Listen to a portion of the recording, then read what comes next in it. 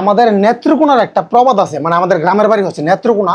নেত্রকোনার মানুষে বলে যে হাতি গাতাত পড়লে পিঁপড়াও গিয়ে কামড় মারে, মানে হাতি গর্তে পড়লে পিঁপড়াও গিয়ে কুট কুট কুট কুট করে কামড়ে দেয়। তো এটা আমি কেন বললাম, কারণ হচ্ছে আপনারা অনেকেই জানেন, সবাই জানেন, বাংলাদেশ ক্রিকেট টিম আরব আমিরাতের কাছে সিরিজ হারছে, এবং আরব আমিরাতের কাছে সিরিজ হারার পর আরব আমিরাতের প্লেয়াররা ট্রফি নিয়ে যখন সেলিব্রেশন করে, ফটোশুট করে, তখন এই যে দেখেন দেখেন নাগিন ডান্স, নাগিন মানে নাগিন সিস্টেমে দেখেন ফটোশুট করতেছে। চিন্তা করেন একটা বার চিন্তা করেন, এই বাংলাদেশের সাথে ট্রফি জিতে, সিরিজ জিতে, এখন দেখেন সেলিব্রেশনটা।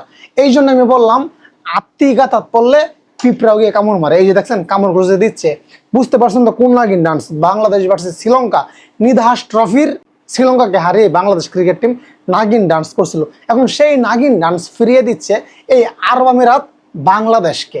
আরে আরব আমিরাত তো পিঁপড়া আর বাংলাদেশ হচ্ছে হাতি। কিন্তু কিন্তু এখন এই যে হাতি গর্তে পড়ছে, আত্মীগাতাত পড়ছে, পিঁপড়া তো কামড় দিবেই। কিভাবে কামড় দিচ্ছে? এই যে নাগিন ডান্স করে।